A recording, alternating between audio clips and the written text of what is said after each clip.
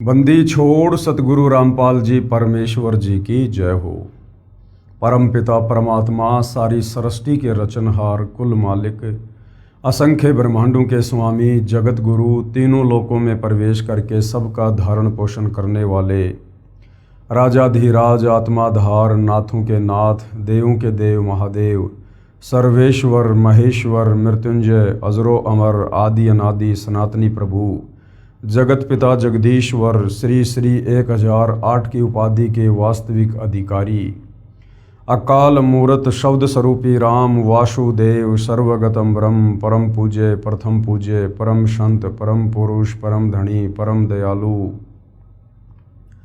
सत्य कबीर हक्का कबीर अल्लाहु कबीर अल्लाहु अकबर बाखबर अल्लाह ताला जगत के तारणहार जगत के मुक्तिदाता जगत के जगन्नाथ हारे के सहारे हिंदुओं के राम मुसलमानों के अल्लाह सिखों के वाहिगुरु ईसाइयों के मसीह दया के सागर दयानिधि करुणा के सागर करुणानिधि स्वयंभू परिभू संकट मोचन कष्ट हरण मंगल करण दुख भंजन अविगत कबीर निर्विकार निर्विषम परमात्मा अलय अलेख सतगुरु आदि अनादि सतगुरु असली मर्यादा पुरुषोत्तम असली राम असली कृष्ण असली घनश्याम असली मुरारी राजाओं के राजा महाराजाओं के महाराजा शहंशाहों के शहंशाह सम्राटों के सम्राट भगवानों के भगवान अल्लाहों के अल्लाह प्रभुओं के प्रभु मसीहाओं के मसीह सच्चे वाहिगुरु बाबाओं के बाबा पीरों के पीर सेठों के सेठ जगत सेठ सावड़सा सेठ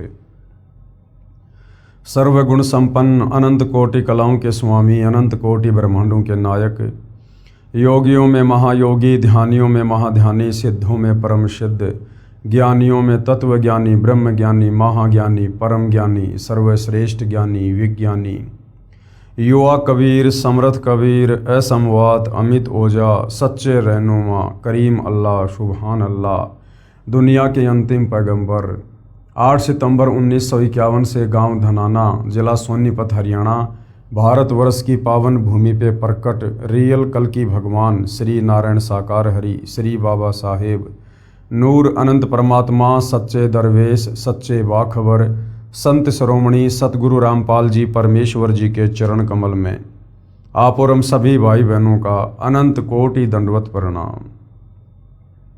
सत्साई भाई और बहनों, बहुत बड़ी दया बहुत बड़ी मेहर पूज्य गुरुदेव भगवान की परमेश्वर रामपाल जी की जिनके शुभ आशीर्वाद से विशेष आशीर्वाद से उन्हीं के सत्संगों का संग्रह पवित्र आध्यात्मिक पुस्तक कबीर बड़ा या कृष्ण इस पर वीडियो बनाने की श्रृंखला जारी है। इसी श्रृंखला में आज हमारा ये 14वें नंबर का वीडियो है और इस पवित्र पुस्तक कबीर बड़ा या कृष्ण इसके प्रत्येक वीडियो से हमें भक्ति मार्ग के विषय में अध्यात्म के विषय में वो सब कुछ जानने और समझने को उपलब्ध हो रहा है जिसकी तलाश हम आत्माओं को युगों युगों से थी सदियों से थी, किंतु तत्व ज्ञान के अभाव में हमारे नादान धर्मगुरु एकमात्र संस्कृत भाषा के विद्वान होने के चलते हमें इन धर्मशास्त्रों का सार निकाल कर नहीं दे पाए कि वास्तव में एक पूर्ण परमात्मा कौन है, किस पूर्ण परमात्मा की भक्ति करनी चाहिए, उसकी पूजा विधि क्या है, जिस कारण से सदियों से शास्त्र विरुद्ध साधना करने के चलते हमारे पूर्वज भी प्रेत योनियों को प्राप्त हुए और वर्तमान में हमारे नादान धर्मगुरु वही शास्त्र विरुद्ध साधना करवाकर हमें भी उन्हीं के पास उन प्रेत योनियों में भेजने की पूरी तैयारी कर रहे थे।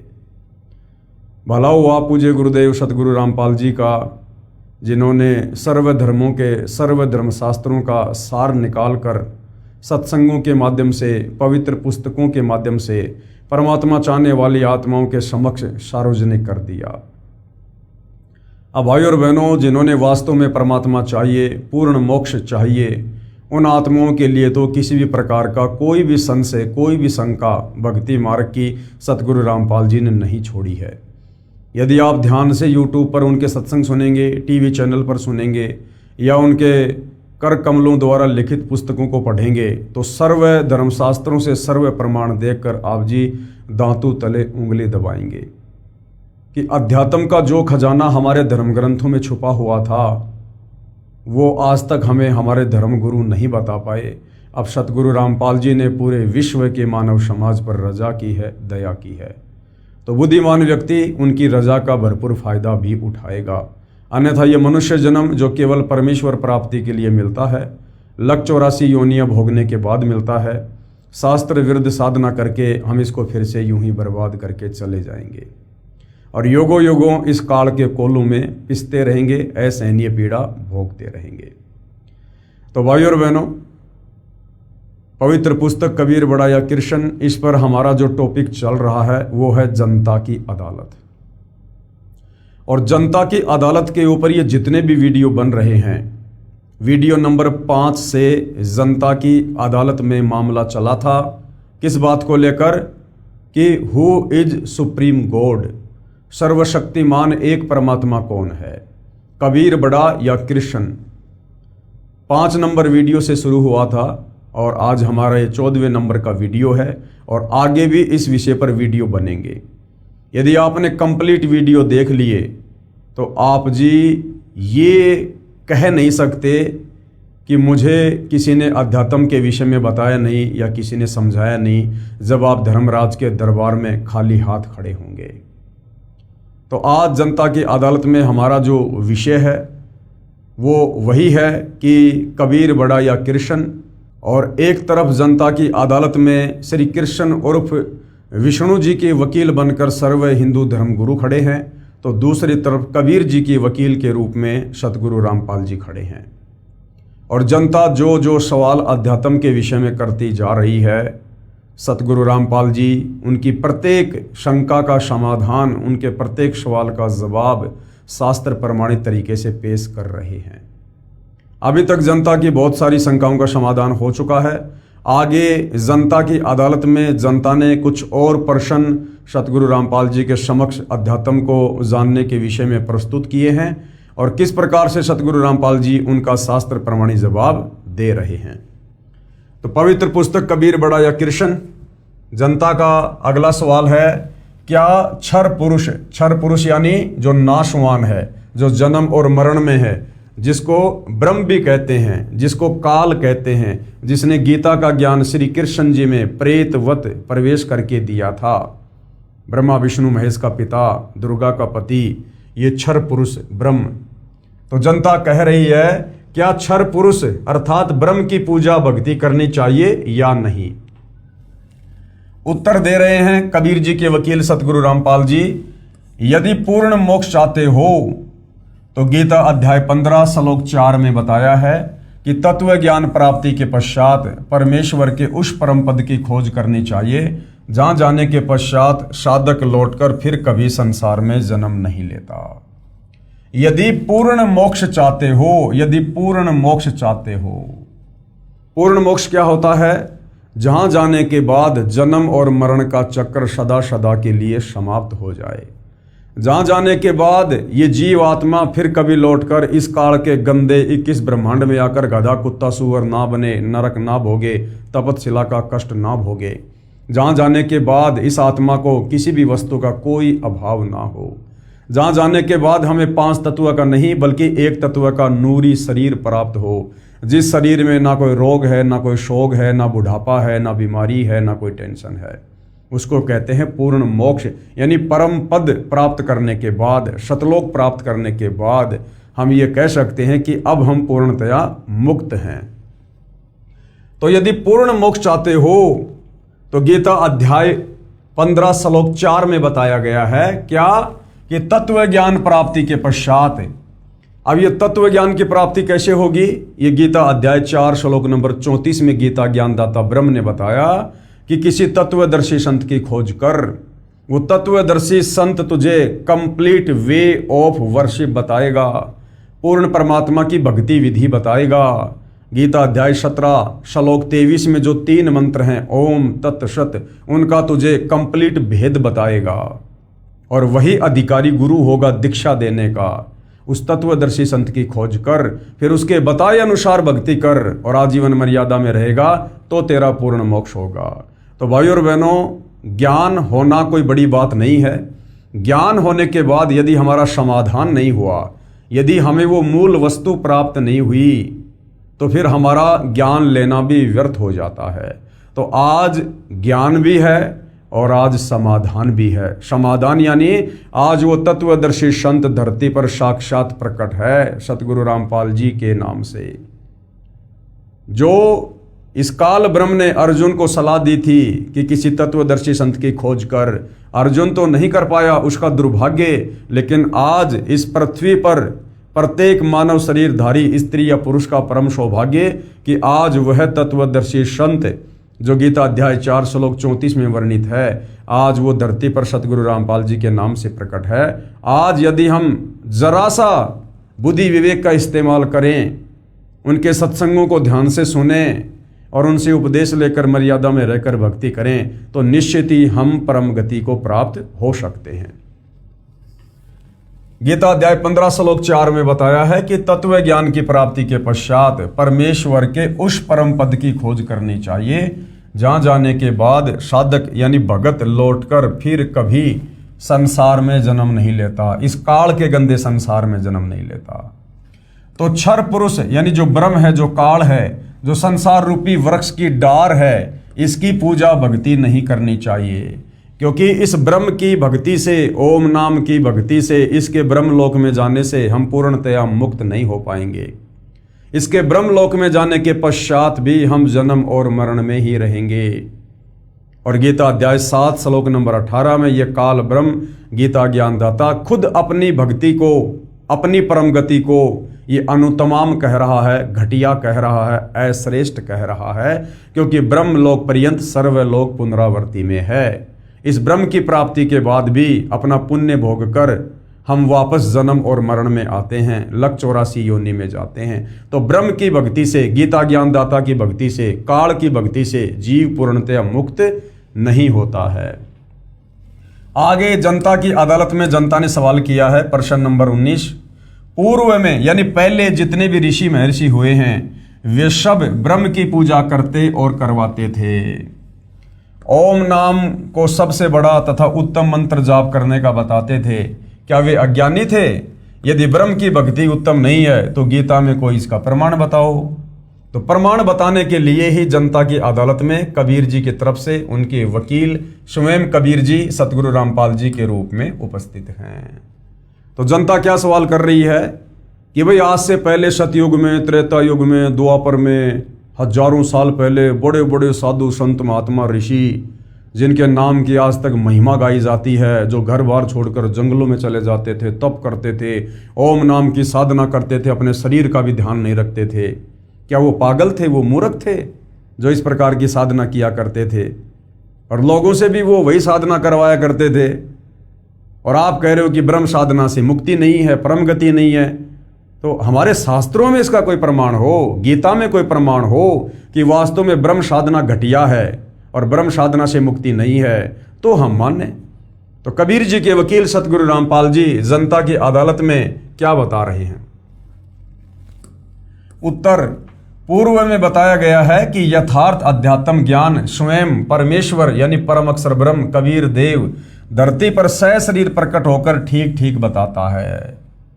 यानी वो कबीर परमात्मा खुद ही सतलोक से चलकर धरती पर आप और हमारी तरह एक मनुष्य शरीर धारण करके, परंतु उनका शरीर आप और हमारी तरह 5 तत्व से बना नहीं होता, हाड़ मांस का नहीं होता है, दिखाई ऐसा ही देता है, परंतु उनका नूरी शरीर होता है, उनका शब्द स्वरूपी शरीर होता है।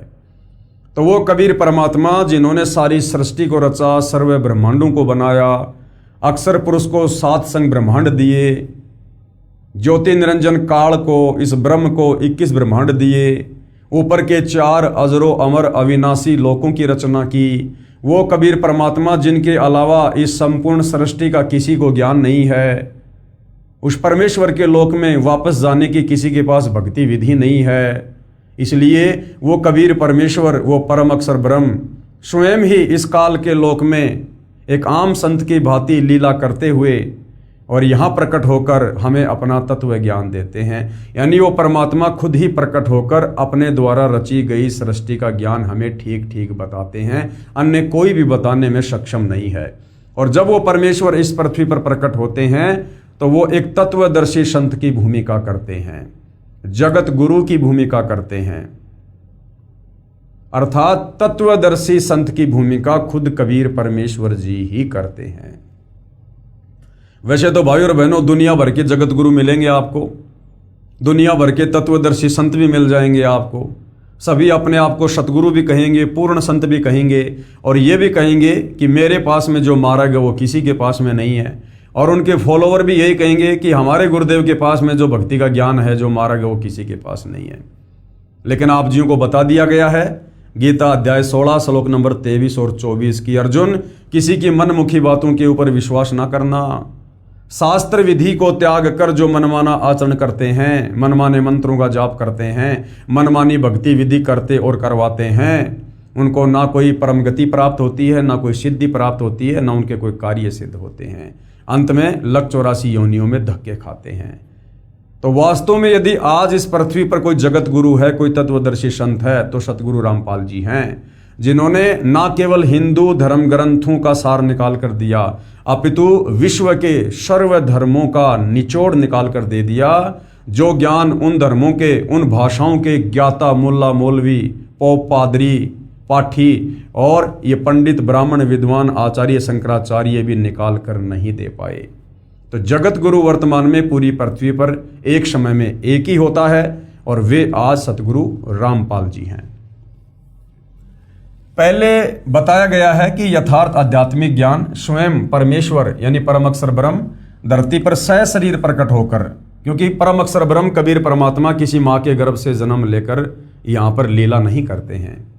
वो परमेश्वर, उनका शरीर शुक्रम अकायम ऐसनावीरम कबीर मनीषी,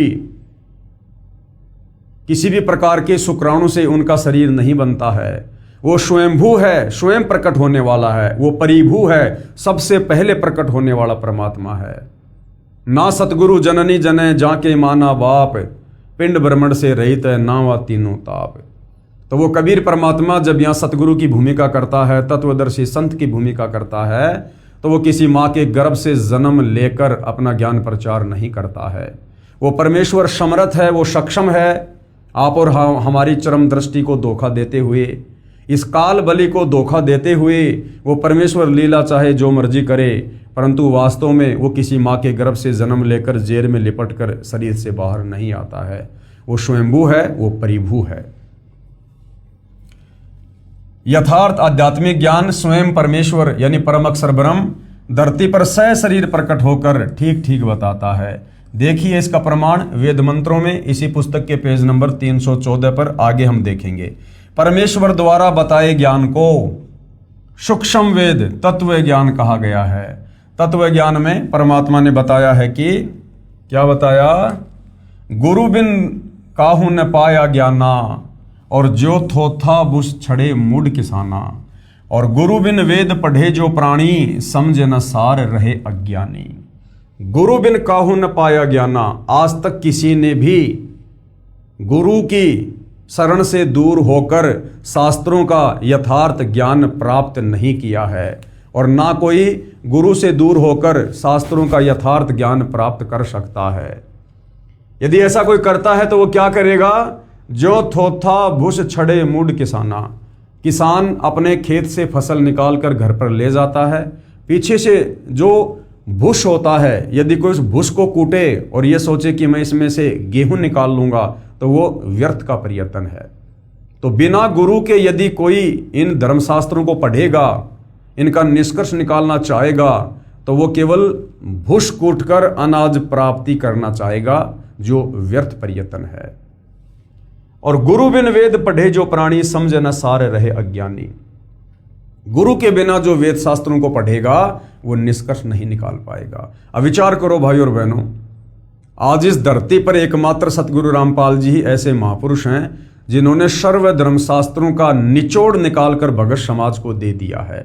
और किसी भी धर्म का कोई भी धर्मगुरु सतगुरु रामपाल जी के प्रवचन सुनने के बाद उनके समक्ष ज्ञान चर्चा करने के लिए उपस्थित नहीं हो रहा है, क्योंकि उन्हें भली भांति पता है कि सतगुरु रामपाल जी के पास में आध्यात्मिक ज्ञान का गोला है। और ज्ञान सब ज्ञान अड़ी, कबीर ज्ञान सो ज्ञान, जैसे घोड़ा तोप का करता चले मैदान। कि तुम 5 मिनट भी सतगुरु रामपाल जी के सामने नहीं रुक पाओगे, नहीं टिक पाओगे, क्योंकि वर्तमान में जनता शिक्षित है। जनता स्वयं अपनी आंखों से धर्मशास्त्रों में लिखी सच्चाई को देखकर निर्णय कर सकती है। अब वो सदियों पहले वाला समय नहीं है जिस समय जनता अनपढ़ थी, अशिक्षित थी, और हमारे नादान धर्मगुरु जैसा भी हमें शास्त्रों का हवाला देकर बता दिया करते थे, हम उस पर आंख बंद करके यकीन कर लिया करते थे। जिस कारण से किसी भी धर्म का कोई भी धर्मगुरु सतगुरु रामपाल जी के बार बार ज्ञान चर्चा के लिए आमंत्रित करने के बाद भी उनके समक्ष उपस्थित होकर भगत समाज का मार्गदर्शन करने के लिए नहीं आ रहा है।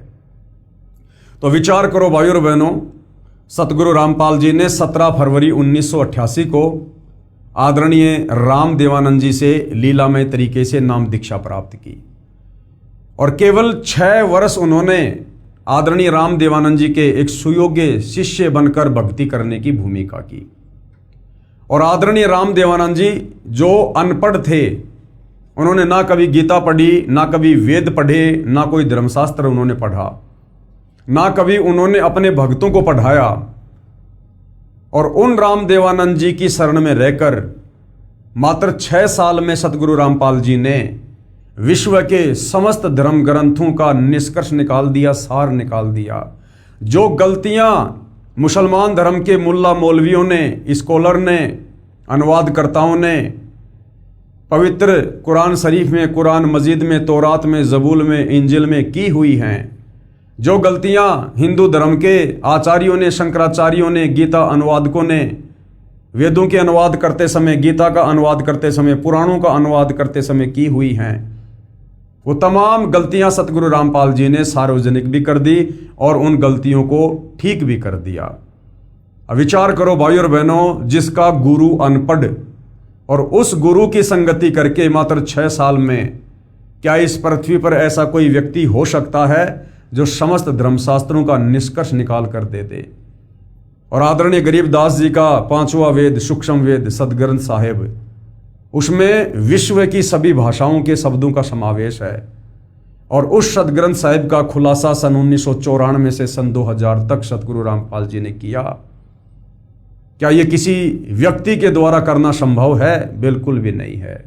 इसलिए जैसा कि वेदों में लिखा है, परमेश्वर की महिमा में लिखा है कि वो परमात्मा अपने ज्ञान का प्रचार प्रसार करने के लिए, अपने ज्ञान का संदेशवाहक बनकर, अपने ज्ञान का दूत बनकर स्वयं ही सतलोक से चलकर इस पृथ्वी पर सशरीर प्रकट होता है और एक तत्वदर्शी संत की भूमिका करके प्रचार प्रसार करता है।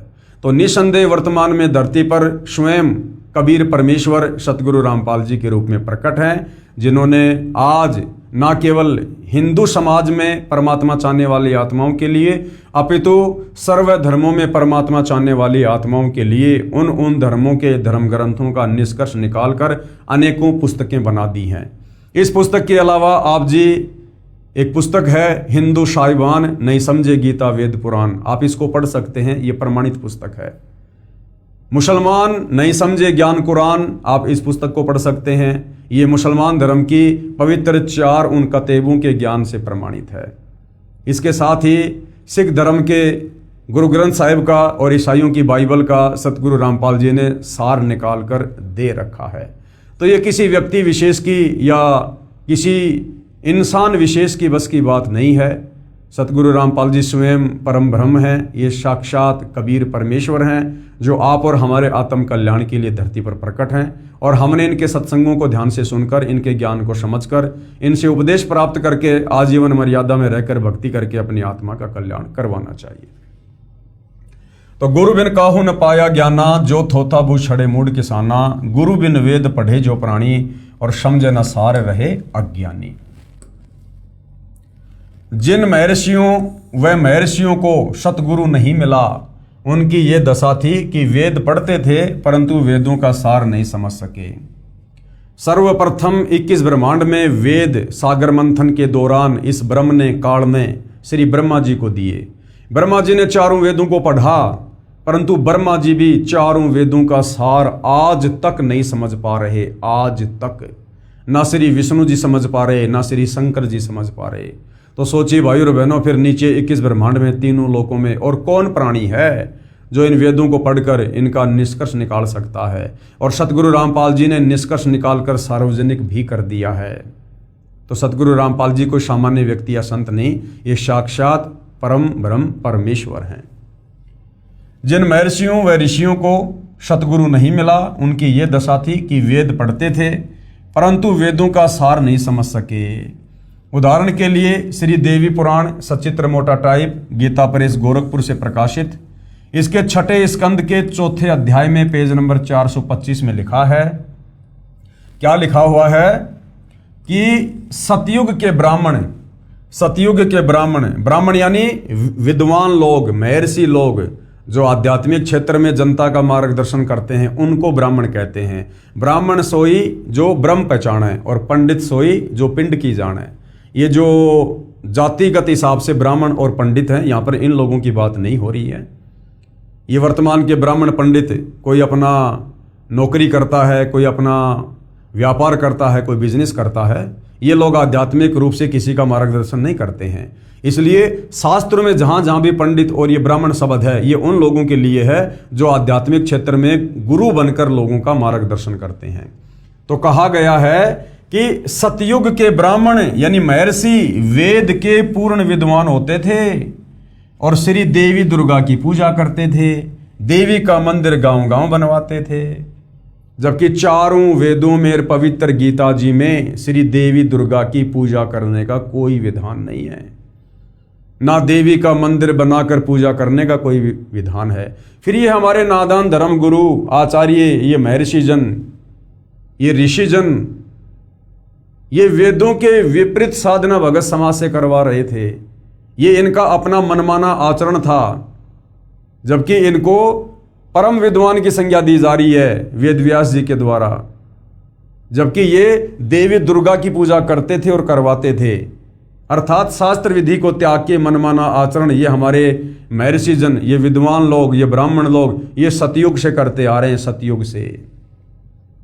इसलिए भाइयों और बहनों, आज तक पूरे विश्व का मानव शास्त्र विरुद्ध साधना करके और भयंकर तरीके से काल के जाल में फंसा हुआ है, जन्म और मरण के चक्कर में पड़ा हुआ है, लख 84 योनियों में पीड़ा सहन कर रहा है।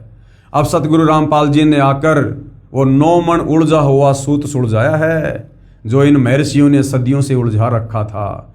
9 मन सूत उलझिया ऋषि रहे झकमार, और सतगुरु ऐसा सुलझा दे फिर उलझे न दूजी बार। तो जो आध्यात्मिक ज्ञान इन महर्षियों ने पूरी तरह से उलझा रखा था, अपनी मनमुखी थ्योरी समाज में पेश करके और शास्त्रों का हवाला देकर कि हम जो भी कुछ बता रहे हैं, जो भी कुछ भक्ति कर रहे हैं, ये शास्त्रों में लिखा है। अब सतगुरु रामपाल जी ने आकर इसको सुलझाया है, और अब ये इस कलयुग में दोबारा से उलझने वाला नहीं है, भले कोई भक्ति करियो या ना करियो। कि सतयुग के ब्राह्मण यानी महर्षि वेद के पूर्ण विद्वान होते थे और श्री देवी दुर्गा की पूजा करते थे, देवी का मंदिर गांव गांव बनवाते थे। विचार किया जाए, वेदों में तथा गीता में कहीं नहीं लिखा है कि श्री देवी दुर्गा जी की पूजा करो और उसके मंदिर बनवाओ। ऋषिजन पढ़ते थे वेद और कर्म सब वेद विरुद्ध करते थे, तो क्या खाक विद्वान थे। पेश है इसका प्रमाण श्रीमद देवी भागवत यानी देवी पुराण के स्कंद 6 से संबंधित प्रकरण की फोटोकॉपी। ये देखिएगा भाइयों और बहनों, ये श्री देवी पुराण है यानी श्रीमद देवी महापुराण है, ये मद देवी भागवत, इसका 6ठा स्कंद है। जन्मेजय ने पूछा, महाभाग किस युग में कैसा धर्म का स्वरूप है, इस संपूर्ण विषय को विशेष रूप से बताने की कृपा करें। जन्मेजय ने श्री वेदव्यास जी से पूछा कि मुझे सतयुग के बारे में, त्रेता युग के बारे में, द्वापर के बारे में बताइए कि उस समय धर्म किस प्रकार से होता था, लोग क्या क्या भक्ति करते थे, क्या क्या पूजा पाठ किया करते थे, भक्ति भाव की क्या स्थिति थी। तो वेदव्यास जी क्या बोले, राजन ये निश्चय है कि सतयुग में ब्राह्मण वेद के पूर्ण विद्वान थे। ये वेदव्यास जी के अपने खुद के विचार हैं, ये शास्त्रों में नहीं लिखा हुआ है कि सतयुग के ब्राह्मण विद्वान वेदों के पूर्ण विद्वान थे। नहीं, ये वेदव्यास जी के अपने विचार हैं जो जन्मेजय जी को बता रहे हैं। देखिएगा, राजन, ये निश्चय है कि सतयुग में ब्राह्मण वेद के पूर्ण विद्वान थे। उनके द्वारा निरंतर भगवती जगदम्बा की आराधना होती थी, जबकि वेदों में कोई जिक्र नहीं है जगदम्बा की भक्ति का। भगवती का दर्शन करने के लिए उनका मन सदा लालायित रहता था। गायत्री के ध्यान, प्राणायाम और जप में वे अपना सारा समय व्यतीत करते थे। यानी अपना अनमोल समय और श्वासें वो लोग बर्बाद किया करते थे, व्यर्थ किया करते थे। माया बीज का जप करना उनका प्रधान कार्य था। माया बीज का जप यानी दुर्गा जी का जाप। अब भाइयों और बहनों, ये माया बीज का जाप, ये दुर्गा जी का जाप ना चारों वेदों में है ना गीता जी में है। चारों वेद और गीता में केवल इस ब्रह्म तक की साधना का मंत्र है ओम। यजुर्वेद अध्याय 40 मंत्र 10 और गीता अध्याय 8 श्लोक नंबर 13 केवल एक ओम मंत्र है इस ब्रह्म साधना का। इसके अलावा और कोई मंत्र जाप करने का नहीं है। इसके अलावा गीता अध्याय 17 श्लोक 23 में ओम तत्सत, ये 3 मंत्र हैं। ये सांकेतिक हैं, कोड वर्ड में हैं। ये केवल तत्वदर्शी संत ही बता सकता है। ये पूर्ण ब्रह्म परमेश्वर की पूजा का मंत्र है। और हमारे ये विद्वान लोग, ये वेदों के ज्ञाता लोग, वेदों को पढ़ने वाले, ये माया बीज का जाप करते थे, यानी दुर्गा जी के मंत्रों का जाप करते थे। तो इन्होंने मनमुखी रूप से दुर्गा जी के मंत्र बना रखे थे। प्रत्येक गांव में शक्ति मंदिर का उद्घाटन हो, यानी दुर्गा का मंदिर बने, इस विषय की उनके मन में बड़ी उत्सुकता थी। धर्म की यही स्थिति त्रेता में भी रही, यानी वही पाखंड पूजा, वही मनमाना आचरण जो सतयुग में था वो त्रेता युग में भी चलता रहा। परंतु कुछ हाश हो गया, यानी गिरावट आ गई। फिर लोग इन देवी देवताओं की पूजा पे आ गए। सतयुग की जो स्थिति थी वह द्वापर में विशेष रूप से कम हो गई। राजन, उन प्राचीन युगों में, सतयुग में, त्रेता युग में और द्वापर में, उन प्राचीन युगों में जो राक्षस समझे जाते थे, जो निकम्मे आदमी समझे जाते थे, जो लोगों को भक्ति नहीं करने देते थे, भक्ति में बाधा डालते थे, उनको राक्षस कहते थे। उन प्राचीन युगों में जो राक्षस समझे जाते थे वे कली में, यानी वर्तमान इस कलयुग में ब्राह्मण माने जाते हैं। यानी वर्तमान के जो ब्राह्मण हैं, जो धर्म गुरु हैं, वो चाहे किसी भी धर्म के हैं, मुल्ला, मौलवी, पोप, पादरी, पाठी, आचार्य, शंकराचार्य, संत, महंत, मंडलेश्वर। सतयुग में जो राक्षस हुआ करते थे वो वर्तमान के ब्राह्मण हैं, ब्राह्मण हैं। यानी सतयुग के राक्षसों का जैसा स्वभाव था वैसा तो वर्तमान के ब्राह्मणों का, विद्वानों का, आचार्यों का, शंकराचार्यों का है इस कलयुग में। राजन, उन प्राचीन युगों में जो राक्षस समझे जाते थे वे कली में, यानी इस कलयुग में ब्राह्मण माने जाते हैं। क्योंकि अब के ब्राह्मण यानी वर्तमान के जो धर्मगुरु हैं वो पाखंड करने में तत्पर रहते हैं। दूसरों को ठगना, झूठ बोलना और वैदिक धर्म कर्मों से अलग रहना कलयुगी ब्राह्मणों का स्वाभाविक गुण बन गया है। वे कभी वेद नहीं पढ़ते। वैदिक धर्म कर्मों से अलग रहना यानी वेदों में वास्तव में जो पूजा पाठ है, जो भक्ति विधि है, जो कर्म है, जो धार्मिक अनुष्ठान है, वो ना करवा के मनमुखी रूप से करवा रहे हैं। और उन प्राचीन युगों में, सतयुग में, त्रेता युग में, द्वापर में जो राक्षस समझे जाते थे वो तो वर्तमान के धर्मगुरु हैं। वर्तमान के धर्मगुरु यानी उन राक्षसों जैसा स्वभाव तो वर्तमान के आचार्यों का, शंकराचार्यों का, धर्मगुरुओं का है। ये श्री वेदव्यास जी कह रहे हैं। वेदव्यास जी तो आपकी आंखों के सामने है भाइयों और बहनों। आज से पहले इन धर्मशास्त्रों का वास्तविक ज्ञान किसी के भी पास नहीं था। सब केवल उवा बाई ही बका करते थे। सब के सब शास्त्र विरुद्ध साधना पर आरूढ़ थे। विचार करें, श्रीमद् भगवद गीता चारों वेदों का सारांश है। आप जी गीता जी को तो जानते ही हो, पढ़ते भी होंगे। क्या गीता में कहीं लिखा है कि श्री देवी की पूजा करो, यानी श्री दुर्गा की पूजा करो? गीता में कहीं लिखा हुआ है? इसी प्रकार चारों वेदों में कहीं नहीं लिखा है कि दुर्गा यानी श्री देवी की पूजा करो और उसके मंदिर बनवाओ। तो क्या समझा वेदों को उन महर्षियों ने? जनता की अदालत में जनता ने सवाल किया था कि प्राचीन युगों से हमारे बड़े बड़े विद्वान, साधु, संत, महात्मा, महर्षि जन ये ब्रह्म साधना करते हुए आ रहे थे और लोगों से भी करवा रहे थे। फिर आप कैसे कह सकते हो कि ब्रह्म साधना से मुक्ति नहीं हो सकती?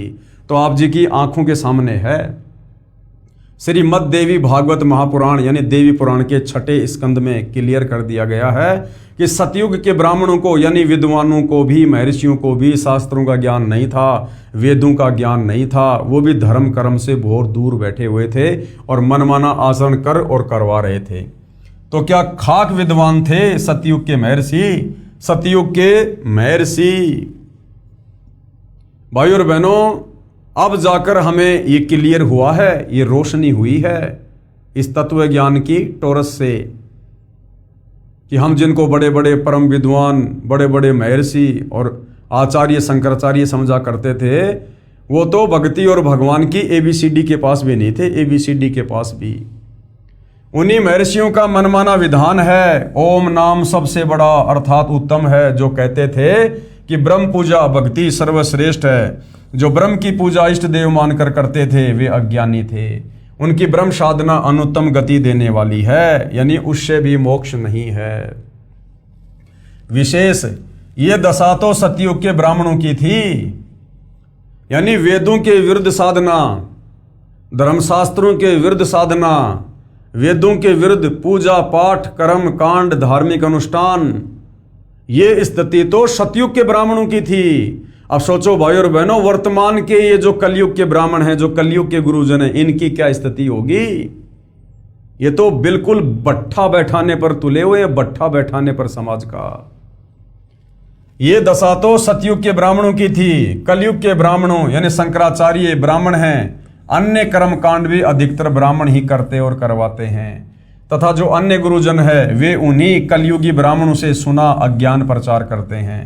इन कलयुग के गुरुजनों यानी ब्राह्मणों के विषय में इसी श्री देवी भागवत पुराण की फोटोकॉपी में बताया है कि जो सतयुग में राक्षस माने जाते थे वैसे तो कलयुग के ब्राह्मण हैं वर्तमान के धर्मगुरु, क्योंकि अब के ब्राह्मण प्राय पाखंड करने में तत्पर रहते हैं। दूसरों को ठगना, झूठ बोलना और वैदिक धर्म कर्म से अलग रहना कलयुगी ब्राह्मणों यानी धर्म गुरुओं का स्वाभाविक गुण बन गया है। और वर्तमान में आप जी देख भी रहे हो, सतगुरु रामपाल जी के अलावा सारे के सारे वेदों के विरुद्ध, गीता के विरुद्ध, पुराणों के विरुद्ध ही साधना कर और करवा रहे हैं। गीता जी में प्रमाण है, श्रीमद् देवी भागवत अध्याय 7 श्लोक 12 से 15 में तो बताया है कि जो तीनों गुणों यानी रजगुण ब्रह्मा, सतगुण विष्णु तथा तमगुण शंकर की पूजा करने वाले राक्षस स्वभाव को धारण किए हुए मनुष्यों में नीच दूषित कर्म करने वाले मूर्ख मुझे भी नहीं बसते। और एकमात्र सतगुरु रामपाल जी को छोड़कर वर्तमान में विशेषकर हिंदू समाज में जितने भी आचार्य शंकराचार्य और धर्मगुरु कथावाचक हैं, ये श्री ब्रह्मा विष्णु महेश की ही पूजा करते हैं और करवाते हैं। बल्कि उससे भी नीचे राधे राधे श्याम मिला दे, उससे भी नीचे भैरव भूत की पूजा करवा रहे हैं। इसीलिए गीता ज्ञानदाता ने, काल ब्रह्म ने गीता अध्याय 7 श्लोक नंबर 12 से 15 में ब्रह्मा विष्णु महेश और उससे नीचे इन देवी देवताओं की पूजा करने और करवाने वालों को 4 गालियां दी हैं। राक्षस स्वभाव को धारण किए हुए मनुष्यों में नीच दूषित कर्म करने वाले मूर्ख। और वही बात श्री देवी भागवत महापुराण में 6 स्कंद में कही गई है कि राजन, सतयुग में जो राक्षस समझे जाते थे वो तो कलयुग के ब्राह्मण हैं, ब्राह्मण हैं। तो भाई और बहनों, वर्तमान में शास्त्र अनुकूल भक्ति साधना सतगुरु रामपाल जी के अलावा इस पृथ्वी पर आपको कहीं भी देखने को नहीं मिलेगी। यही गीता ज्ञानदाता ने कहा है। फिर गीता अध्याय 7 के श्लोक 16 से 18 में गीता ज्ञानदाता ब्रह्म ने कहा है कि मेरी भक्ति 4 प्रकार से करते हैं। सबसे पहले कौन करते हैं? अर्थार्थी, आर्त, जिज्ञासु तथा ज्ञानी, यानी 4 प्रकार के लोग मुझ ब्रह्म की भक्ति करते हैं। फिर कहा है कि मुझे ज्ञानी अच्छा लगता है और ज्ञानी को मैं अच्छा लगता हूं। गीता अध्याय 7 श्लोक 18, इस श्लोक में गीता ज्ञानदाता ने कहा है कि ये ज्ञानी आत्मा है तो उदार यानी अच्छी, परंतु ये मेरी अनुत्तम गति अर्थात घटिया गति में आश्रित है। गीता अध्याय 7 श्लोक 18 गीता ज्ञानदाता काल ब्रह्म ज्योति निरंजन खुद अपनी भक्ति को, ओम नाम की साधना को भी अनुतमाम कह रहा है, अश्रेष्ठ कह रहा है। क्यों? क्योंकि ब्रह्म लोक जाने के बाद भी साधक पूर्णतया मुक्त नहीं हो पाता है, वापस जन्म और मरण में आता है। इसलिए खुद ये गीता ज्ञानदाता अपनी भक्ति को अनुत्तम कह रहा है। इस श्लोक गीता अध्याय 7 श्लोक 18 में गीता ज्ञानदाता ब्रह्म यानी काल स्वयं स्वीकार कर रहा है कि मेरी भक्ति से होने वाली गति अनुत्तम यानी अश्रेष्ठ है, घटिया है। उसके बाद गीता ज्ञानदाता ने अध्याय 7 श्लोक 19 में कहा है, बहुनाम जन्मानाम अंतते ज्ञानवान मान परपदते और वासुदेव सर्वम इति स महात्मा सुदुर्लभ है।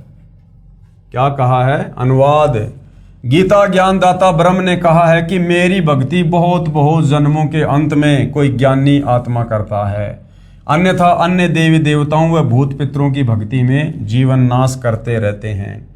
गीता ज्ञानदाता ने अपनी भक्ति से होने वाले लाभ अर्थात गति को भी गीता अध्याय 7 श्लोक 18 में अनुत्तम यानी घटिया बता दिया है। इसलिए गीता अध्याय 7 श्लोक 19 में कहा है कि ये बताने वाला महात्मा बड़ी मुश्किल से मिलता है कि वासुदेव ही सब कुछ है। वासुदेव यानी परम अक्षर ब्रह्म कबीर भगवान। वासुदेव यानी जिसका सारी सृष्टि में वास है, जिसका आधिपत्य पूरी सृष्टि पर है, जो सबका स्वामी है, उसको कहते हैं वासुदेव। कि ये बताने वाला महात्मा मुश्किल से मिलता है कि वासुदेव ही सब कुछ है, यानी वो तत्वदर्शी संतो बड़ी मुश्किल से मिलता है जो ये बताएगा कि वो परम अक्षर ब्रह्म कबीर देव ही पूजा के योग्य है और यही सबका सर्जनहार है, यही पापनाशक है, पूर्ण मोक्षदायक है और यही पूजा के योग्य है। यही वासुदेव ही कुल का मालिक अर्थात परम अक्षर ब्रह्म है। केवल इसी की भक्ति करो, अन्य की नहीं। गीता ज्ञानदाता अपनी भक्ति को तो गीता अध्याय 7 श्लोक नंबर 18 में घटिया बता रहा है और जस्ट अगले श्लोक में गीता अध्याय 7 श्लोक 19 में कह रहा है कि मुझ काल ब्रह्म की भक्ति ओम नाम के साथ में युगों युगों के बाद बहुनाम जन्मानाम अंतते ज्ञानवान माम परपदते, यानी मुझ काल ब्रह्म की ओम नाम की साधना भी बहुत बहुत जन्मों के अंत में कोई एकाध ही आत्मा करती है। और जो ये बता दे कि वासुदेव ही सब कुछ है, वासुदेव सर्वम इति स महात्मा सुदुर्लभ है, यानी वासुदेव यानी कबीर परमात्मा ही सब कुछ है, सारी सृष्टि का मालिक है, कुल का मालिक है, सबको रचने वाला है और वही पूजा के योग्य है। ये बताने वाला महात्मा तो बड़ा दुर्लभ है, यानी वो तत्वदर्शी संत तो बहुत दुर्लभ है। और आज भाई और बहनों वो तत्वदर्शी संत बड़ा सुलभ है, फ्री में मिल रहा है, फ्री में। अरे मार्केट से नमक की थैली लेने जाओ तो वो भी 15-20 रुपए की मिलेगी।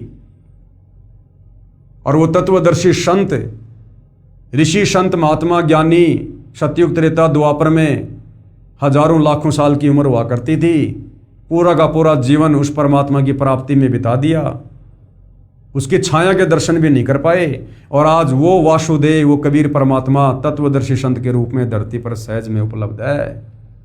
तो भाई और बहनों अगर जरा भी बुद्धि रखते हो तो सतगुरु रामपाल जी के सत्संग प्रवचन सुनना शुरू कर दो और अपनी आत्मा के कल्याण के लिए उनसे दीक्षा लेकर भक्ति शुरू कर दो, अन्यथा काल का षड्यंत्र बहुत भयंकर बताया है। युगों युगों दोबारा हमारा दाव नहीं लगेगा, मौका नहीं लगेगा। ये तत्वदर्शी संत खोजने से नहीं मिलता है, ये खुद आकर मिलता है, खुद। गीता ज्ञान दाता ने भी स्वयं कहा है कि हे अर्जुन, तू सर्वभाव से उस परमेश्वर की शरण में जा। गीता अध्याय 18 श्लोक 62 में खुद गीता ज्ञानदाता क्या कह रहा है, अपने से अन्य उस परम अक्षर ब्रह्म की शरण में जाने की सलाह अर्जुन को दे रहा है। हे अर्जुन, तू सर्वभाव से यानी और सारी पूजा छोड़कर उस परमेश्वर की शरण में जा। उस परमेश्वर की कृपा से ही तू परम शांति को तथा सनातन परम धाम यानी सतलोक को प्राप्त होगा, यानी तेरा पूर्ण मोक्ष होगा। यह गीता अध्याय 18 श्लोक 62 तथा 66 में प्रमाण है। फिर गीता अध्याय 2 श्लोक 17 में तथा अध्याय 18 श्लोक 46 में गीता ज्ञानदाता ने कहा है कि जिस परमेश्वर से यानी जिस परम अक्षर ब्रह्म से, जिस कबीर देव से संपूर्ण प्राणियों की उत्पत्ति हुई है, जिससे यह समस्त जगत व्याप्त है यानी सारी सृष्टि को उसने रचा है, उस परमेश्वर की अपने स्वाभाविक कर्म करते करते पूजा करके मनुष्य सिद्धि को प्राप्त हो जाता है। यानी तत्वदर्शी संत से उपदेश लेकर और जो भी जैसा अपना नेक नीति ईमानदारी से काम करता है, कोई मजदूरी, कोई किसानी, कोई नौकरी, वो काम करते करते मर्यादा में रहकर भक्ति करते हुए वो आत्मा मोक्ष प्राप्त कर सकती है, बशर्ते उसका गुरु तत्वदर्शी होना चाहिए। फिर गीता अध्याय 15 श्लोक 4 में कहा है कि तत्व ज्ञान को समझकर, यानी तत्वदर्शी संत के सत्संगों को समझकर, ज्ञान को आधार बनाकर उसके पश्चात परमेश्वर के उस परम पद की खोज करनी चाहिए, यानी सतलोक के लिए फिर भक्ति करनी चाहिए, जहां जाने के बाद साधक लौटकर संसार में नहीं आता, और जिस परमेश्वर से संसार रूपी वृक्ष की प्रवृत्ति विस्तार को प्राप्त हुई है। अर्थात जिस परमेश्वर ने सर्व की रचना की है उसी की पूजा करो। इससे सिद्ध हुआ कि उन ऋषियों को वेद का गूढ़ रहस्य समझ नहीं आया, वे अज्ञानी रहे। जनता की अदालत में जनता ने जो प्रश्न किया था कि सतयुग त्रेता द्वापर में हमारे बड़े बड़े विद्वान लोग, महर्षि जन लोग ब्रह्म साधना करते थे, तो क्या वो मुक्त नहीं हो पाए? क्या वो साधना गलत थी? तो सतगुरु रामपाल जी ने हिंदू धर्मशास्त्रों का हवाला देकर, पवित्र गीता जी का और श्री मद देवी भागवत पुराण का, यानी देवी पुराण का हवाला देकर बिल्कुल क्लियर कर दिया है कि उनको तो भक्ति मार्ग का कै ख ग का भी ज्ञान नहीं था। आगे प्रश्न किया है जनता ने, प्रश्न नंबर 20, गीता ज्ञान दाता ने यानी काल ब्रह्म ने अपनी गति को, यानी अपनी भक्ति को अनुत्तम क्यों कहा है, घटिया क्यों कहा है? अपनी ओम नाम की साधना को भी इस काल में घटिया क्यों बताया? उत्तर, गीता ज्ञान दाता ने अध्याय 2 श्लोक 12, गीता अध्याय 4 श्लोक 5, गीता अध्याय 10 श्लोक 2 में कहा है कि अर्जुन, तेरे और मेरे बहुत जन्म हो चुके हैं, तू नहीं जानता, मैं जानता हूं। मेरी उत्पत्ति को ऋषि, महर्षि तथा देवता नहीं जानते। तू और मैं तथा ये राजा व सैनिक बहुत बार पहले भी जन्मे हैं, आगे भी जन्मेंगे। पाठक जन विचार करें, जब ब्रह्म कह रहा है, यानी काल खुद कह रहा है कि मेरा भी जन्म मरण होता है, तो ब्रह्म के पुजारी को गीता अध्याय 15 श्लोक 4 वाली गति यानी मोक्ष प्राप्त नहीं हो सकती, यानी परम गति प्राप्त नहीं हो सकती। जब ये ब्रह्म खुद कह रहा है गीता अध्याय 2 श्लोक 12, 10 श्लोक 2, 4 श्लोक 5 और 9 में कि मेरा तो जन्म और मरण है, मैं भी जन्मता हूं और मरता हूं, तो भला फिर इस ब्रह्म की भक्ति करने से ब्रह्म के भगत का जन्म मरण का रोग कैसे समाप्त हो जाएगा? इसलिए ये खुद गीता अध्याय 7 श्लोक 18 में अपनी ब्रह्म भक्ति को भी अनुत्तमाम कह रहा है, घटिया कह रहा है, अश्रेष्ठ कह रहा है। जिसमें जन्म मरण सदा के लिए समाप्त हो जाता है, साधक कभी लौटकर संसार में नहीं आता, यानी जन्म मरण सदा के लिए समाप्त हो जाता है उस परम अक्षर ब्रह्म की साधना से। जब तक जन्म मरण है तब तक परम शांति नहीं हो सकती। इस काल के लोक में जन्म मरण अटल विधान है, तो जहां जन्म मरण है वहां पर परम शांति नहीं हो सकती। उसके लिए गीता ज्ञानदाता ने अपनी भक्ति से होने वाली गति को अनुत्तम घटिया कहा है। गीता अध्याय 18 श्लोक 62 में कहा है कि परम शांति के लिए उस परमेश्वर यानी परम अक्षर ब्रह्म की शरण में जा, यानी उस कबीर भगवान की शरण में जा, तत्वदर्शी संत से उपदेश लेकर। उसी की कृपा से ही तू परम शांति को तथा सनातन परम धाम को प्राप्त होगा, यानी सतलोक जाएगा। और गीता अध्याय 8 श्लोक 5 व 7 में गीता ज्ञानदाता ने कहा है कि मेरी भक्ति करेगा तो युद्ध भी करना पड़ेगा। जहां युद्ध है वहां शांति नहीं होती, परम शांति का घर दूर है। इसलिए गीता ज्ञानदाता ने अपनी गति को यानी अपनी भक्ति को ओम नाम के जाप से होने वाला लाभ अनुत्तम यानी घटिया बताया है। जनता की अदालत में अध्यात्म में रुचि लेती हुई जनता ने फिर और सवाल किया है। प्रश्न नंबर 21, आपने प्रश्न नंबर 13 के उत्तर में कहा है कि पूर्ण मोक्ष की प्राप्ति के लिए ब्रह्मा विष्णु शिव गणेश तथा देवी और क्षर ब्रह्म व अक्षर ब्रह्म की साधना करनी पड़ती है। दूसरी ओर कह रहे हो कि ब्रह्मा विष्णु शिव अन्य देवता हैं, क्षर ब्रह्म भी पूजा भक्ति योग्य नहीं है, केवल परम अक्षर ब्रह्म की ही पूजा भक्ति करनी चाहिए। तो क्या उत्तर दिया है सतगुरु रामपाल जी ने? उत्तर, पहले तो यह स्पष्ट करता हूं कि पूजा तथा साधना में क्या अंतर है। पूजा और साधना में क्या अंतर है? जो ये कहा गया है ना कि पूर्ण मोक्ष प्राप्ति के लिए आपने ब्रह्मा विष्णु महेश की भी साधना करनी पड़ेगी, ब्रह्म की साधना भी करनी पड़ेगी, दुर्गा की साधना भी करनी पड़ेगी, और अक्षर पुरुष की साधना भी करनी पड़ेगी।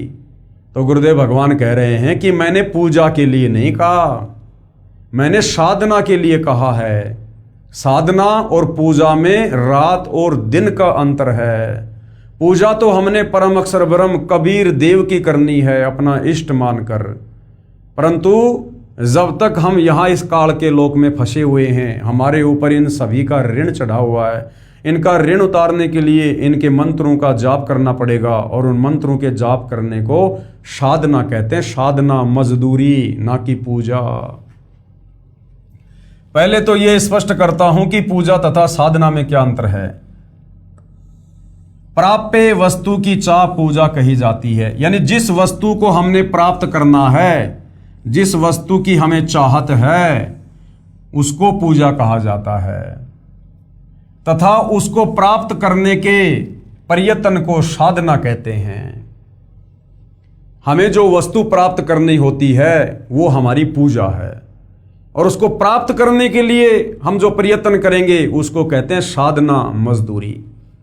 जैसे किसी प्यासे व्यक्ति ने जल पीना है, अब वो जल उसका इष्ट है, उसे जल की चाहत है, जल उसकी पूजा है, जल उसका पूज्य है, लेकिन जमीन से जल बाहर निकालने के लिए जो मेहनत करनी पड़ेगी, जो प्रयत्न करना पड़ेगा, उसको साधना कहते हैं। जैसे हैंडपंप से यदि हमने जल निकालना है तो हैंडपंप में बोकी मारनी पड़ेगी, पाइप को ऊपर नीचे करना पड़ेगा, वो साधना होती है, ना कि पूजा। इसी प्रकार हमने परम अक्षर ब्रह्म को प्राप्त करना है, तो परम अक्षर ब्रह्म हमारा पूज्य देव है, हमने पूजा करनी है परम अक्षर ब्रह्म की।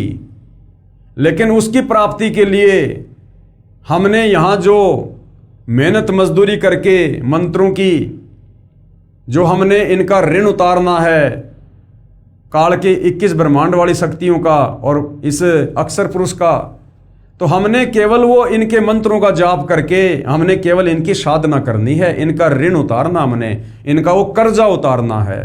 और जब इनका कर्जा उतर जाएगा तो ये हमें मुक्त कर देंगे, और फिर हमें वो वस्तु प्राप्त हो जाएगी जिसके लिए हम प्रयत्न कर रहे थे।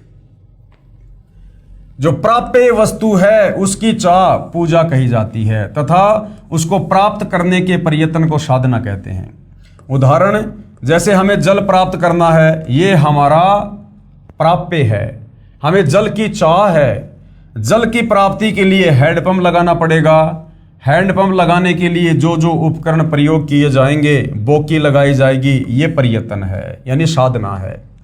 इसी प्रकार परमेश्वर का वह परम पद प्राप्त करना हमारी चाह है, जहां जाने के पश्चात साधक लौटकर संसार में नहीं आता, यानी सतलोक। हमारा प्राप्य परमेश्वर तथा उनका सनातन परम धाम है, और उसको प्राप्त करने के लिए किया गया नाम जाप, हवन, यज्ञ आदि, ये साधना है, मजदूरी है। उस साधना से वो पूज्य वस्तु परमात्मा प्राप्त होगा। जैसे प्रश्न 13 के उत्तर में स्पष्ट किया गया है, वही सटीक उदाहरण है। उस पूर्ण मोक्ष के लिए 3 बार में दीक्षा क्रम पूरा करना होता है। अब किस प्रकार से दीक्षा दी जाती है, क्या क्या है वो दीक्षा का वो चरण। प्रथम नाम दीक्षा, यानी सबसे पहले जब आप सतगुरु रामपाल जी से उपदेश प्राप्त करोगे तो आपको जो प्रथम मंत्र दिया जाएगा उसको कहते हैं प्रथम नाम दीक्षा। और उसमें हमें किन किन देवी देवताओं के ये मंत्र दिए जाते हैं साधना करने के लिए। श्री ब्रह्मा जी का मंत्र दिया जाता है, श्री विष्णु जी का, श्री शिव जी का, श्री गणेश जी का और श्री देवी जी का। इनके मंत्रों की साधना की जाती है। हम मजदूरी कर रहे हैं इनके मंत्रों का जाप करके, इनका ऋण उतारने के लिए। जब तक यहाँ रहेंगे ये हमें सुख सुविधा देंगे, यदि हम इनकी साधना करते रहेंगे, इनके मंत्रों का जाप करते रहेंगे। हम इनकी पूजा नहीं कर रहे, इनके मंत्रों का जाप करके इनकी साधना कर रहे हैं। दूसरी बार में जो दीक्षा दी जाती है, दूसरी बार में क्षर ब्रह्म तथा अक्षर ब्रह्म के 2 अक्षर मंत्र जाप दिए जाते हैं। दूसरी बार में जो दीक्षा उसको शतनाम कहते हैं, जिसमें 2 मंत्र हैं। गीता अध्याय 17 श्लोक नंबर 23 में जो 3 मंत्र है ना, ओम तत् सत, तो दूसरी बार में जो सतनाम दिया जाता है उसमें 2 मंत्र हैं, ओम और तत्। ये जो तत् है ये परम अक्षर ब्रह्म का है, जिसके 7 संग ब्रह्मांड हैं, परंतु ये सांकेतिक है। वो मंत्र क्या है वो सतगुरु रामपाल जी बताते हैं। दूसरी बार में क्षर ब्रह्म यानी काल तथा अक्षर ब्रह्म के 2 अक्षर मंत्र जाप दिए जाते हैं, जिसको संतों ने शत नाम कहा है। गीता अध्याय 17 श्लोक 23 में 3 नाम हैं, ओम, तत् और शत। इस शतनाम में 2 अक्षर होते हैं, एक ओम और दूसरा है तत्। ये जो ये तत् है ये सांकेतिक अर्थात गुप्त नाम है, जो उपदेश के समय उपदेशी को ही बताया जाता है। और तीसरी बार में जो दीक्षा दी जाती है, तीसरी बार में सारनाम की दीक्षा दी जाती है, यानी ओम तत् शत। वो जो शत है वो तीसरी बार में दिया जाता है, जो सांकेतिक है। जिस मंत्र को गीता अध्याय 17 श्लोक 23 में सत कहा है, ये भी सांकेतिक है, उपदेश लेने वाले को दीक्षा के समय बताया जाता है। इस प्रकार पूर्ण मोक्ष प्राप्त होता है। अब कबीर जी के वकील सतगुरु रामपाल जी क्या कह रहे हैं? कबीर जी के वकील, श्री कृष्ण जी के वकील साहिबान श्री विष्णु जी यानी श्री कृष्ण जी को जगदीश यानी जगत प्लस ईश, सारे संसार का ये प्रभु बताते हैं और पुराणों को सत्य मानते हैं। पेश है अदालत में सबूत श्री शिव महापुराण से, जो गीता प्रेस गोरखपुर से प्रकाशित है, कि श्री विष्णु जी, श्री ब्रह्मा जी तथा श्री शिव जी ईश नहीं है, यानी ये भगवान नहीं है, ये जगदीश नहीं है। इनका जन्म और मृत्यु होता है, इनका पिता काल ब्रह्म है। यानी जनता की अदालत में श्री कृष्ण उर्फ विष्णु जी के वकील हिंदू धर्म गुरुओं ने यह दावा किया था कि हमारे हिंदू धर्म ग्रंथों में लिखा है कि श्री कृष्ण उर्फ विष्णु जी अजरो अमर हैं, अविनाशी है, ये जन्म और मरण से बाहर हैं और ये जगदीश हैं, सारे संसार के रचयिता हैं ये। तो सतगुरु रामपाल जी कह रहे हैं कि अब आपको हिंदू धर्म ग्रंथों से दिखाते हैं कि ब्रह्मा विष्णु महेश जगदीश नहीं है, ये ईश यानी भगवान नहीं है। देखिएगा कहाँ लिखा हुआ है। पेश है शिव महापुराण गीता प्रेस गोरखपुर से प्रकाशित के विद्वेश्वर खंड के अध्याय 5 व 10 की फोटोकॉपी। संक्षिप्त शिव पुराण, ये वही प्रकरण है भाइयों और बहनों जो पहले हम पढ़ चुके हैं कि एक बार श्री ब्रह्मा और श्री विष्णु जी का युद्ध हो गया। और युद्ध किस बात को लेकर? श्री ब्रह्मा जी एक बार श्री विष्णु जी के पास गए तो विष्णु जी ने श्री ब्रह्मा जी का कोई विशेष आदर सत्कार नहीं किया, बैठे बैठे कह दिया आओ बैठो। ब्रह्मा जी इस बात से बुरा मान गए और ब्रह्मा जी ने कहा कि हे बेटा, मैं तेरा स्वामी हूं, मैं तेरा बाप हूं, मैं सारे संसार का सृजनहार हूं, और मेरे को देखकर तूने मुंह टेढ़ा क्यों कर लिया? तूने मेरा आदर सत्कार क्यों नहीं किया? तो उधर से विष्णु जी बोले कि नहीं नहीं नहीं बेटा, मैं तेरा बाप हूं, मैं तेरा स्वामी हूं, तू अपने आप को कैसे चोरों की तरह संसार का मालिक कह रहा है? तू मेरे नाभि कमल से उत्पन्न हुआ है। अब इस बात को लेकर कि मैं भगवान, श्री ब्रह्मा और श्री विष्णु में आपस में भयंकर युद्ध छिड़ गया, मरने मारने को तैयार हो गए। उधर से इनके पिता काल ब्रह्म ज्योति निरंजन ने देखा कि अगर ये मेरे पुत्र आपस में इसी प्रकार से लड़ लड़ के मरेंगे तो सृष्टि रचना के कार्य को कौन संभालेगा? मेरे लिए जीवों की उत्पत्ति कौन करेगा? मेरे भोजन का क्या होगा? जो 1 लाख मानव शरीरधारी आत्माओं के सूक्ष्म शरीर से निकली वासना खाने का मुझे श्राप लगा हुआ है। तो इनका युद्ध रुकवाने के लिए इनका पिता काल ब्रह्म, वो गीता ज्ञानदाता अक्षर पुरुष, इन दोनों के बीच में एक तेजोमय स्तंभ खड़ा कर देता है। अब ये दोनों लड़ाई तो भूल जाते हैं और उस स्तंभ के और छोर का पता लगाने के लिए एक तो ऊपर चला जाता है, एक नीचे चला जाता है, और कहीं कोई और छोर नहीं मिलता है तो वापस आ जाते हैं। देखिएगा उसके बाद वो काल ब्रह्म वहां पर वो प्रकट होता है और फिर वो काल ब्रह्म खुद कहता है कि तुम दोनों ने अपने आप को जो ईश मान लिया, जो भगवान मान लिया, ये बड़ा अद्भुत है। तुम ईश नहीं हो, तुम्हारी तो मैंने ड्यूटी लगा रखी है, ब्रह्मा जी को रजोगुण देकर, विष्णु जी को सतोगुण देकर। तो देखिएगा श्री शिव महापुराण से विद्वेश्वर संहिता, ये देखिएगा। ब्रह्मा और विष्णु ने पूछा, हे प्रभु, सृष्टि आदि 5 इन कृत्यों के लक्षण क्या हैं? ये हम दोनों को बताइए। भगवान शिव बोले। अब भगवान शिव कौन? वहां पर ये काल ब्रह्म आ गया शंकर जी का रूप बनाकर। मेरे कर्तव्यों को समझना अत्यंत गहन है, तथापि मैं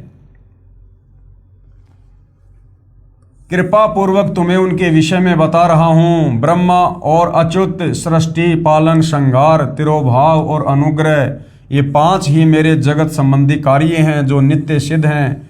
संसार की रचना का जो आरंभ है उसी को सर्ग या सृष्टि कहते हैं। पुत्रों, शिव रूप में वो काल ब्रह्म क्या कह रहा है वहां प्रकट होकर ब्रह्मा और विष्णु को कि पुत्रों, यानी ये ब्रह्मा विष्णु महेश इस काल के पुत्र हैं। पुत्रों, तुम दोनों ने तपस्या करके प्रसन्न हुए मुझ परमेश्वर से सृष्टि और स्थिति नामक 2 ये कृत्य प्राप्त किए हैं। यानी ब्रह्मा जी को रजोगुण मिला है और विष्णु जी को शतोगुण।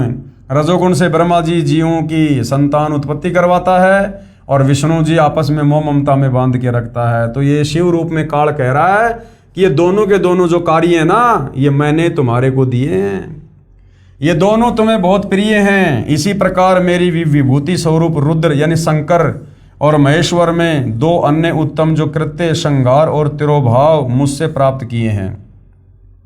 और शंकर जी में जो तमोगुण है वो भी काल कह रहा है कि मैंने दिया है, परंतु अनुग्रह नामक जो कृत्य है दूसरा कोई नहीं पा सकता।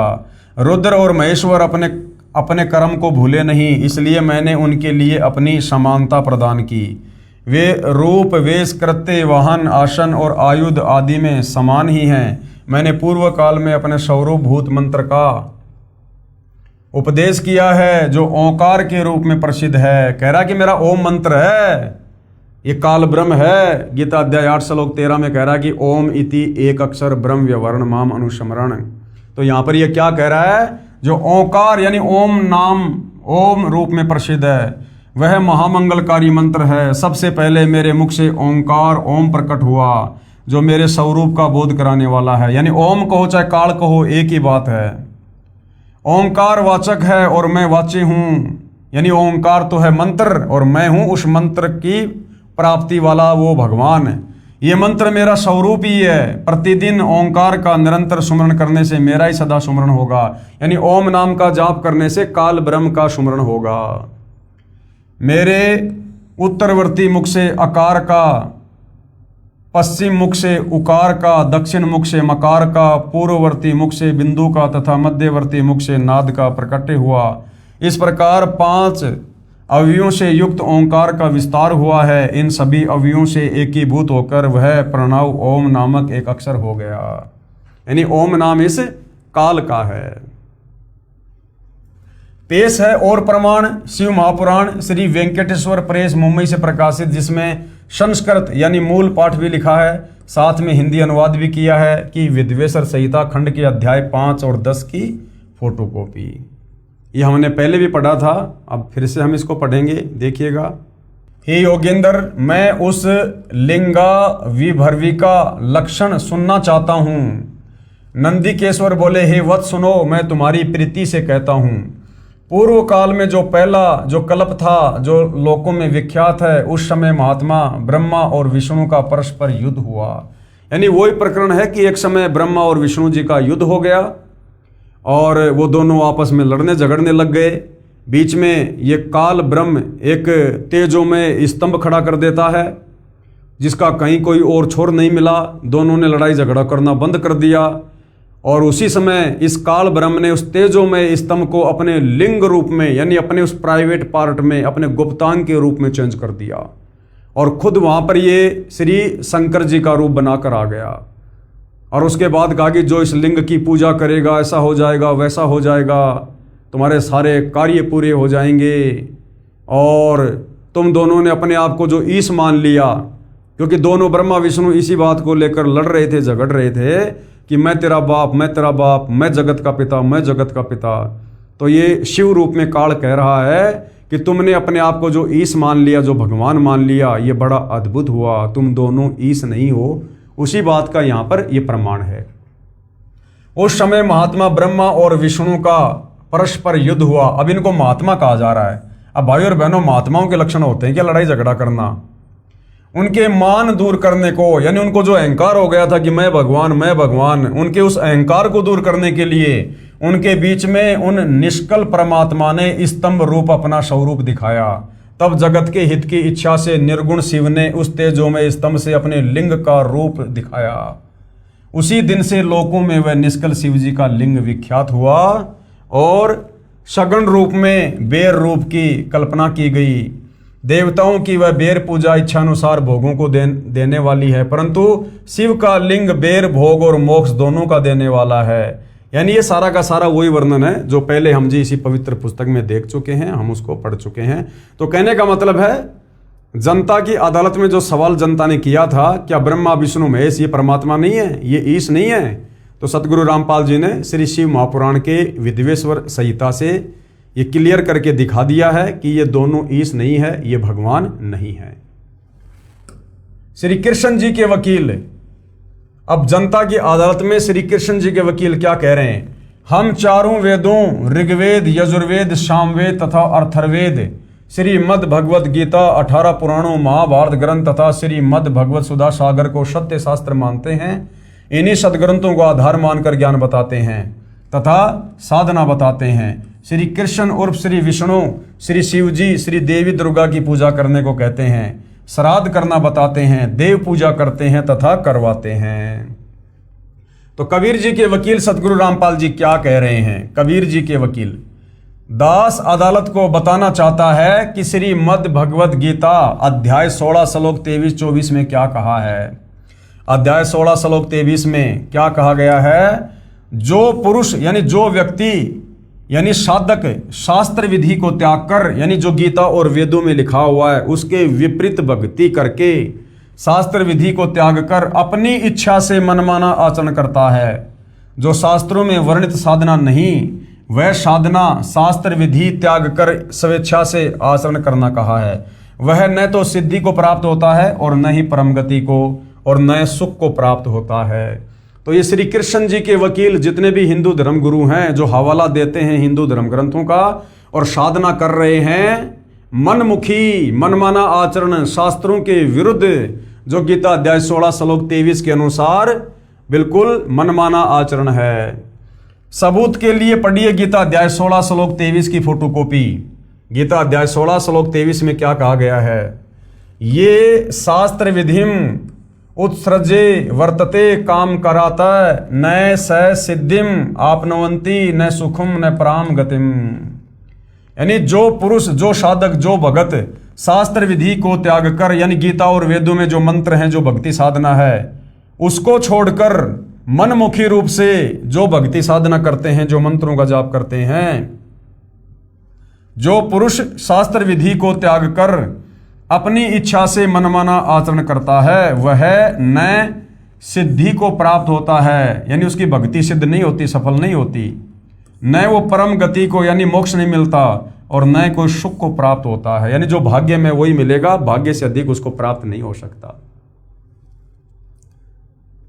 गीता अध्याय 16 श्लोक 24 में फिर क्या कहा गया है कि हे अर्जुन, तेरे लिए कर्तव्य यानी जो साधना करनी चाहिए, जिन मंत्रों का जाप करना चाहिए, और अकर्तव्य यानी जो साधना नहीं करनी चाहिए, उसके लिए शास्त्र ही प्रमाण है। किसी धर्म गुरु के मनमुखी विचारों से भक्ति नहीं करनी चाहिए।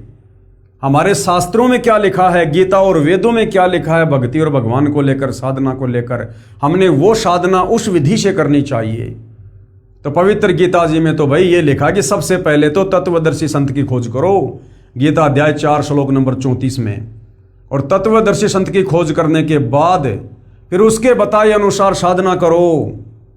फिर वो तुम्हें क्या मंत्र देगा? गीता अध्याय 17 श्लोक 23 में जो 3 मंत्र हैं, ओम तत्सत, वो तुम्हें 3 बार में उन तीनों मंत्रों की दीक्षा देगा। तुम्हें धार्मिक अनुष्ठान बताएगा, तुम्हें यह बताएगा कि तुम्हारा इष्ट कौन है, पूज्य देव कौन है, तुम्हें भक्ति की मर्यादा बताएगा, नियम बताएगा। तो उस तत्वदर्शी संत के बताए अनुसार भक्ति साधना करने से परम शांति मिलेगी, पूर्ण मुक्ति मिलेगी। अन्यथा यह मनमाना आचरण करने से कुछ नहीं होगा सिवाय काल का कष्ट भोगने के। ऐसा जानकर तू शास्त्र विधि से नियत कर्म कर, यानी शास्त्रों में जो नहीं लिखा है वो ना कर, जो शास्त्रों में वर्णित है वही साधना कर। पढ़िए प्रमाण के लिए गीता अध्याय 16 श्लोक 24 की फोटोकॉपी। ये देखिएगा भाई और बहनों, ये श्लोक आप जियों के सामने है। तस्मात् शास्त्रम प्रमाणम ते कार्य व्यस्तितो ज्ञात्वा शास्त्र विधि नोक्तम कर्म कर्तुम इह अहर्षि। इससे तेरे लिए इस कर्तव्य और अकर्तव्य की व्यवस्था में शास्त्र ही प्रमाण है। यानी कौन से भक्ति कर्म करने चाहिए और कौन से भक्ति कर्म नहीं करने चाहिए अर्जुन, इसके लिए शास्त्र ही प्रमाण है। किसी धर्म गुरु की मनमुखी बातों के हिसाब से भक्ति मत करना। ये जो राधे राधे श्याम मिला दे, हरे राम हरे कृष्णा, ओम नमः भागवते वासुदेवाय नमः और दुनिया भर के लाखों करोड़ों नाम जाप देते हैं, ये सब मनमुखी हैं। जो भक्ति की असली विधि है वो गीता जी में बताई गई है, जो अब सतगुरु रामपाल जी ने निकाल कर दे दी है। यानी कहने का मतलब है, वर्तमान में यदि किसी को काल के 21 ब्रह्मांड से जन्म मरण के रोग से लग 84 योनि की पीड़ाओं से बाहर निकलना है तो सतगुरु रामपाल जी की शरण में आकर उनको अपना गुरु बनाकर उनके बताए अनुसार साधना अंतिम श्वास तक मर्यादा में रहकर करने से ही पीछा छूटेगा। दूसरा कोई ऑप्शन, कोई तरीका नहीं है। गीता वेदों व पुराणों में भी पितर व भूत पूजा मोक्षदायक नहीं बताई। अब क्या कहा गया है, गीता, चारों वेदों और 18 पुराणों में ये जो पितर पूजा है, हमसे जो श्राद्ध निकलवाए जा रहे हैं, जो ये पितरों की पूजा करवाई जा रही है, भूत पूजा मोक्षदायक नहीं बताई है। पवित्र ग्रंथ गीता जो चारों वेदों का सार है और वर्तमान में जो भक्ति साधना हमारे धर्म गुरु हमसे करवा रहे हैं, 99% हिंदू समाज आज भी कर रहा है। शास्त्र विधि को त्याग कर मनमाना आचरण, ये सारी भक्ति पूजा साधना गीता जी में व्यर्थ बताई है, ये मनमाना आचरण बताया है। तो भाई और बहनों, गीता जी में कहाँ कहाँ लिखा हुआ है, और यदि गीता जी में इस प्रकार की भक्ति साधना को जो आज पूरा हिंदू समाज लगभग कर रहा है, यदि उसको व्यर्थ बताया, शास्त्रों के विरुद्ध बताया है, तो फिर शास्त्र अनुकूल साधना क्या है, ये भी हमें इस पवित्र पुस्तक कबीर बड़ा या कृष्ण के अगले एपिसोड में पता चलेगा, क्योंकि मामला चल रहा है जनता की अदालत में। और हिंदू समाज के ऊपर भाई और बहनों, सतगुरु रामपाल जी ने एक बहुत बड़ा महाउपकार किया है, क्योंकि जो चारों वेद हैं, ये चारों वेद भक्ति का मूल हैं, अध्यात्म का मूल हैं, जड़ हैं। और आपका सौभाग्य कि आपका जन्म हिंदू समाज में हुआ है। इस हिंदू धर्म में जन्म होने के कारण आप जी वेदों के समर्थक हैं, गीता जी के समर्थक हैं। भले आपने कभी वेद नहीं पढ़ी, गीता नहीं पढ़ी, लेकिन जब इनका जिक्र आता है तो ऑटोमेटिक आत्मा इनको स्वीकार करती है। तो हिंदू धर्म में जन्म होने के कारण ये आपके लिए बहुत ही बड़ा ये प्लस पॉइंट है कि आप बहुत जल्दी भक्ति और भगवान को समझ सकते हो, आप भक्ति पर लग सकते हो, आप मोक्ष प्राप्त कर सकते हो। ये चारों वेद पूरे विश्व के मानव समाज के लिए हैं। ये वर्तमान में जो मुसलमान हैं, सिख हैं, ईसाई हैं, यहूदी हैं, जितने भी धर्म हैं, इन सब ने वेदों के अनुसार ही भक्ति साधना करनी चाहिए। और यदि मोक्ष प्राप्त करना है तो करनी होगी, क्योंकि ये वेद सतयुग में ब्रह्मा जी ने अपने वंशजों को दिए थे, मनु आदि को, और सतयुग, त्रेता और द्वापर युग तक कोई धर्म नहीं था। हम सब सनातनी थे, वैदिक साधना करते थे। अब आप और हम सभी इंसानों को आपस में बांट दिया गया इस काल के द्वारा, क्षर पुरुष के द्वारा, क्योंकि ये भक्ति युग है। इस समय परमात्मा ने धरती पर प्रकट होकर अपना ज्ञान प्रचार करना था, आत्माओं का मोक्ष करना था।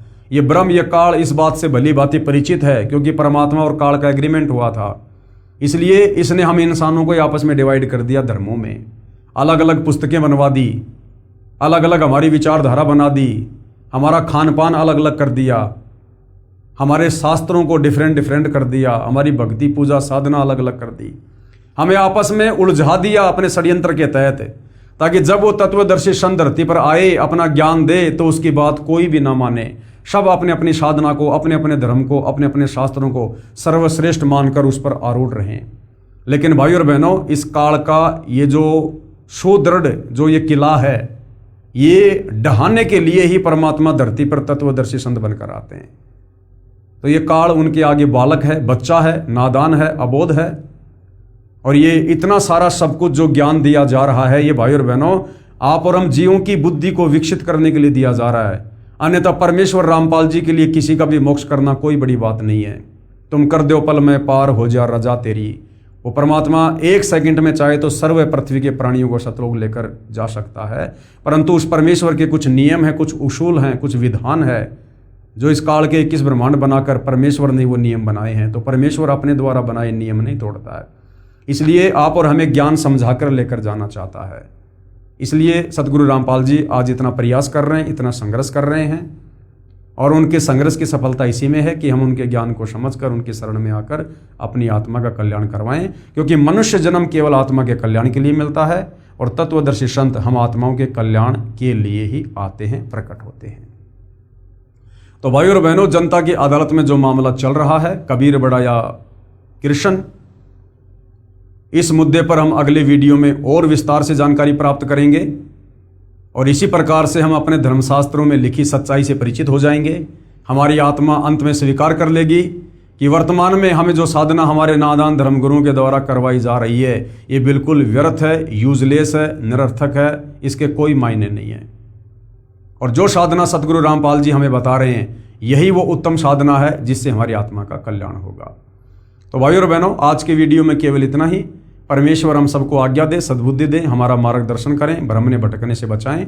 बंदी छोड़ सतगुरु रामपाल जी परमेश्वर जी की जय हो।